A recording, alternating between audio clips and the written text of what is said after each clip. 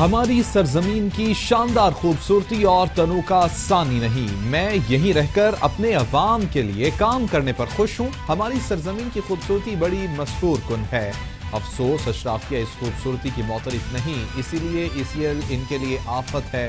وزیر اعظم عمران خان کا ٹویٹ۔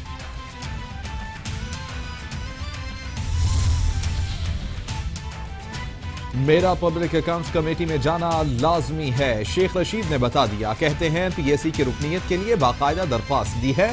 شہباز شریف باقی معاملات کا آڈٹ کریں، میں ان کے معاملات کا آڈٹ کروں گا۔ موجودہ حکومت میں امریکی صدر کو بھی پاکستان آتا دیکھ رہا ہوں۔ IMF کی وہ شرائط مان رہے ہیں جو ملکی مفاد میں ہوں۔ قاف لیگ والے کہیں نہیں جا رہے، عمران خان ہی امید کے لیے آخری آپشن ہے۔ مجھے بلاول کی فکر ہے کہ اس کے ساتھ کیا ہوگا۔ PTI اور قاف لیگ میں دراڑیں، قاف لیگ کے صوبائی وزیر کے استعفے کا معاملہ، پرویز الہی نے پارٹی کا اعلیٰ سطحی اجلاس طلب کر لیا۔ اجلاس کی صدارت چوہدری شجاعت کریں گے۔ رہنما قاف لیگ طارق بشیر چیمہ کہتے ہیں معاملات جلد حل ہو جائیں گے، قوم کو مایوس نہیں کریں گے۔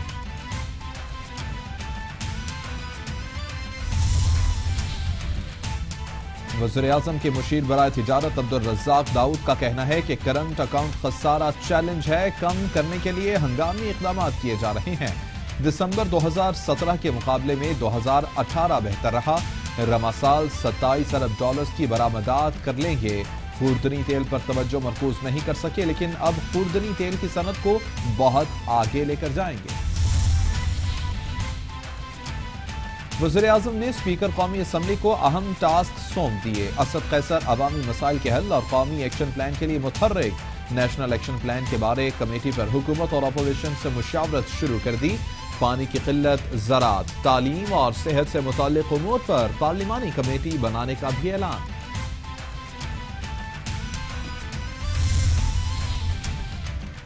وزیر اعلیٰ پنجاب کی میاں والی یامد عثمان بزدار ترقیاتی پروگرامز اور امن و امان کے حوالے سے اجلاسوں کی صدارت کریں گے۔ میاں والی کے اراکین، قومی اور صوبائی اسمبلی، بار ایسوسی ایشن کا وفد اور PTI کے ضلعی عہدیدار بھی وزیر اعلیٰ پنجاب سے ملاقات کریں گے۔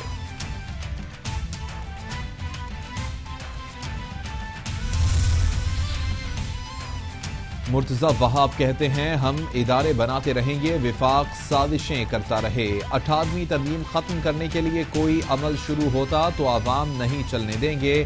پورے پاکستان سے آنے والوں کو جناح ہسپتال میں مفت علاج ملتا ہے۔ 18ویں ترمیم کے بعد صحت کا شعبہ صوبے کو منتقل کر دیا گیا۔ صحت کو اپنی بنیادی ذمہ داری سمجھ کر کام کر رہے ہیں۔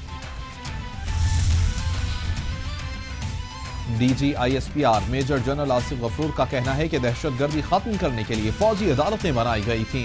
ملٹری کورٹس فوج کی خواہش نہیں بلکہ قومی ضرورت تھیں۔ پارلیمنٹ نے فیصلہ کیا تو فوجی عدالتیں کام جاری رکھیں گی۔ فوجی عدالتوں میں بھی ملزمان کو صفائی کا موقع ملتا ہے۔ فوجی عدالتیں قائم رکھنی ہیں تو سیاسی اتفاق رائے کرنا ہوگا۔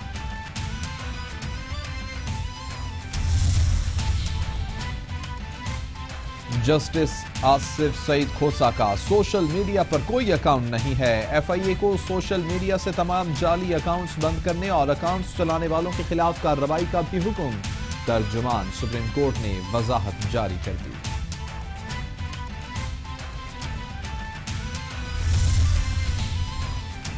لاہور کی احتساب عدالت میں پیراگون ہاؤسنگ اسکینڈل کا کیس، عدالت نے خواجہ برادران کی جسمانی ریمانڈ ختم کرنے کی درخواست پر فیصلہ سنا دیا۔ جسمانی ریمانڈ میں 26 جنوری تک توسیع۔ احتساب عدالت کے جج سید نجم الحسن نے کیس پر سماعت کی۔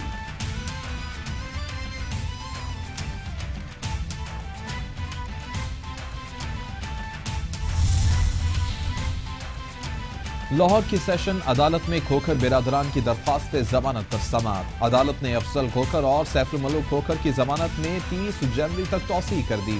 شفیع کھوکھر کی درخواست ضمانت واپس لینے کی بنیاد پر نمٹا دی گئی۔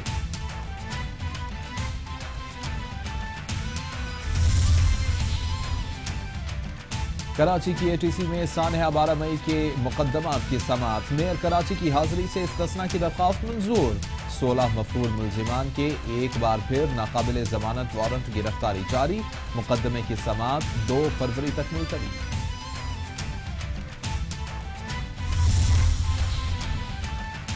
کراچی کی ATC میں اشتعال انگیز تقریر کے مقدمات کی سماعت فاروق ستار، خواجہ اظہار الحسن، رؤوف صدیقی، ریحان ہاشمی، امجد اللہ، قمر منصور اور دیگر پیش۔ عدالت نے آئندہ سماعت پر گواہوں کو طلب کر لیا۔ سماعت 16 فروری تک ملتوی۔ کراچی کے احتساب عدالت میں 17 ارب روپے کی کرپشن ریفرنس کی سماعت۔ ڈاکٹر عاصم اور دیگر ملزمان عدالت میں پیش۔ ڈاکٹر عاصم کے وکیل کی گواہ محمد تاج پر چرا۔ عدالت نے آئندہ سماعت پر ڈاکٹر انور اور شعیب احمد کو بھی طلب کر لیا۔ سماعت 26 جنوری تک ملتوی۔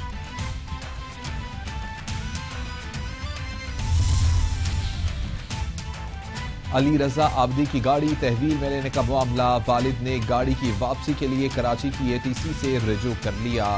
جس گاڑی میں علی رضا عابدی کو شہید کیا گیا وہ میری ہے، اخلاق حسین عابدی کا دعویٰ۔ عدالت نے ریکارڈ کا جائزہ لینے کے بعد درخواست منظور کر لی۔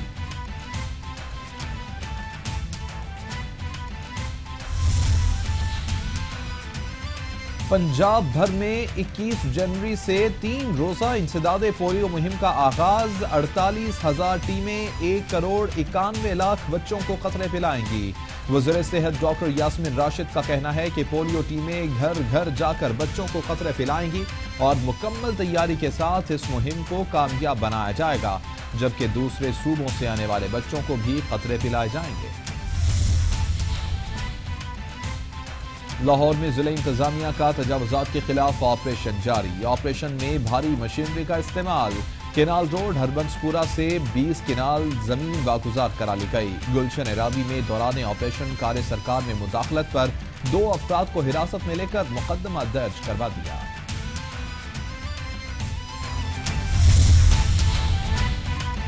GT روڈ پر چنگچ رکشوں پر پابندی عائد کرنے کا معاملہ۔ پنجاب اسمبلی میں تحریک التوا جمع کرا دی گئی۔ PTI کے رکن اسمبلی مومنہ وحید نے تحریک التوا جمع کرائی۔ ہائی وے پر بھاری ٹریفک میں چنگچ رکشے چلانا انتہائی خطرناک اور ٹریفک پولیس کی کارکردگی پر سوالیہ نشان ہے، تحریک التوا کا مطلب۔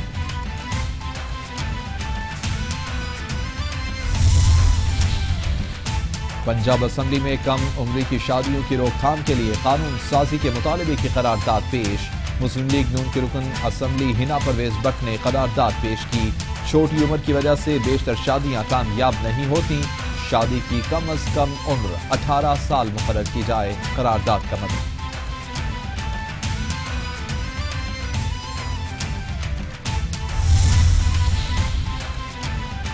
پاک بحریہ کے زیر اہتمام چھٹی کثیر القومی مشق امن کا فروری سے آغاز۔ ترجمان پاک بحریہ کے مطابق مشقوں میں 40 سے زائد ممالک کی بحری افواج اپنے اثاثہ جات کے ساتھ شرکت کریں گی۔ مشق عالمی بحری امن و استحکام کے قیام میں اہم کردار ادا کرے گی۔ اقوام متحدہ کے سیکرٹری جنرل کا پاک بھارت معنی خیز مذاکرات کے لیے امید کا اظہار۔ اقوام متحدہ کے سیکرٹری جنرل نے کہا کہ میں اپنے دفتر کو دونوں ملکوں کے درمیان مذاکرات کے آغاز کے سلسلے میں پیش کرتا رہوں گا، لیکن اب تک کوئی کامیابی نہیں ہوئی۔ کی بہتری لانے کی کوشش کی اداروں کے اندر، تو اس میں کوئی برائی ہے کیا؟ نہیں، وہ بات آپ کی درست ہے کہ خلا تو موجود تھا۔ اگر پچھلے 40 سال میں کسی نے ڈیم نہیں بنائی، 40-45 سال میں، تو پھر لازمی بات ہے کہ ایک خلا موجود ہے، یہ چیز بننی چاہیے تھی، یہ بہت ضروری ہے۔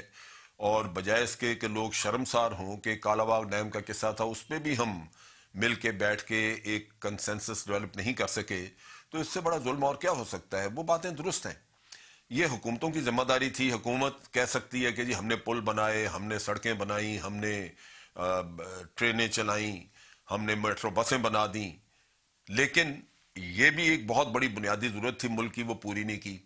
اسی طرح جب ثاقب نثار صاحب کا قصہ آئے گا تو وہ یہ کہیں گے کہ یہ بڑے اہم کام تھے، ڈیم بنانا، اس کا قصہ انہوں نے شروع کیا، آبادی والا معاملہ انہوں نے شروع کیا، آبادی کنٹرول کا، یا اور بھی بہت سارے کرپشن کے کیسز جن کو انہوں نے تھوڑا بہت آگے چلایا۔ یہ باتیں بڑی اچھی ہیں، ان کے اوپر ہمیشہ کریڈٹ ملے گا، لیکن بات وہیں آ جاتی ہے کہ کیا جوڈیشل ریفارمز یا جوڈیشری کو درست کرنا یہ کیا کم اہمیت کا حامل ہے؟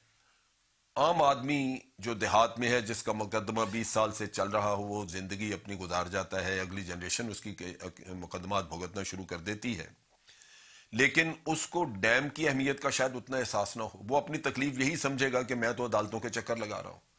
سو اس وجہ سے یہ بڑا ضروری تھا کہ ہر شخص پہلے اپنی بنیادی ذمہ داری کو نپٹائے اور پھر اس کے بعد جو کچھ وہ اس کے بعد ایکسٹرا کرے گا وہ بالکل اس کا کریڈٹ ہوگا.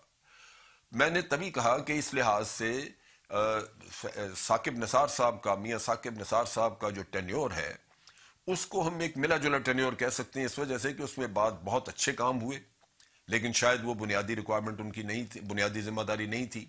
لیکن جو رہ گئے بنیادی ذمہ داری کے معاملات اس پہ ان پہ تنقید بھی ہوگی. لہٰذا آج جب آپ تنقید کی باتیں سنتے ہیں تو اس میں یہی سننے کو ملتا ہے. اسی طرح ایک کمپیریٹیو سٹڈی بھی آپ دیکھ لیجئے کہ سپریم کورٹ نے ہینڈل کیا پاناما والا کیس، اور اس میں ایک جے آئی ٹی بنائی گئی، اور جے آئی ٹی نے جو کچھ مٹیریل اکٹھا کر کے دیا وہ سپریم کورٹ نے ایکسیپٹ کیا، اور اس کے بعد نیب کو حکم دیا کہ آپ اس کی بنیاد پہ فوراً ریفرنسز بنا کے 6 ہفتے کے اندر اندر